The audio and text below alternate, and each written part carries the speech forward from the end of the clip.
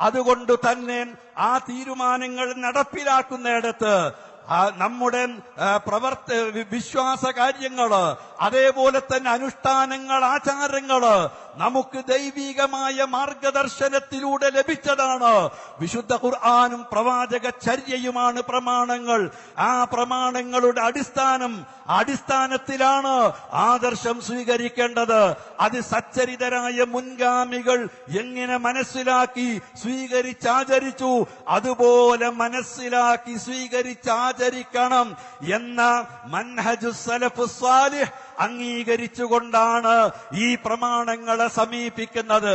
അതുപോലെ തന്നെ പ്രപഞ്ച സൃഷ്ടാവായ ഏകനായ അള്ളാഹുവിന്റെ ഗുണനാമവിശേഷണങ്ങള്, ആ ഗുണനാമവിശേഷണങ്ങൾ വ്യാഖ്യാനിക്കുവാനോ നിഷേധിക്കുവാനോ പാടില്ലെന്നും വിശുദ്ധ ഖുർആനിൽ വന്ന വിശേഷണങ്ങൾ അതിന്റെ ബാഹ്യാർത്ഥത്തിൽ അള്ളാഹുവിന്റെ മഹത്വത്തിനോട് യോജിക്കുന്ന വിധത്തിൽ മുൻഗാമികൾ വിശ്വസിച്ച പോലെയാണ് വിശ്വസിക്കേണ്ടത് എന്നാണ് ഈ തീരുമാനമാണ് ആ വിഷയത്തിലും.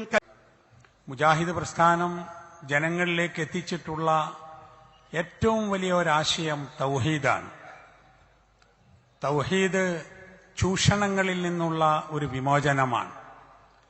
എക്കാലത്തും പൗരോഹിത്യം മനുഷ്യരെ ചൂഷണം ചെയ്തിട്ടുണ്ട്. ആത്മീയതയുടെയും ആൾദൈവങ്ങളുടെയും പ്രവർത്തനത്തിന്റെ പശ്ചാത്തലത്തിൽ മനുഷ്യർ കഷ്ടപ്പെട്ടിട്ടുണ്ട്.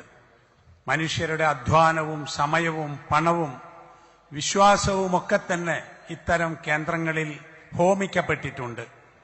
മന്ത്രവാദങ്ങളും മാരണവും ഹോമങ്ങളും കൂടോത്രങ്ങളും ശകുനം നോക്കലുകളും, അങ്ങനെ എന്തിനേറെ ഒരു കുഞ്ഞ് ജനിച്ചാൽ ആ കുഞ്ഞിന് മുലപ്പാൽ നൽകുന്നതിന് പോലും പൗരോഹിത്യം ഇടപെടുകയും മനുഷ്യരെ കഷ്ടപ്പെടുത്തുകയും ചെയ്തു.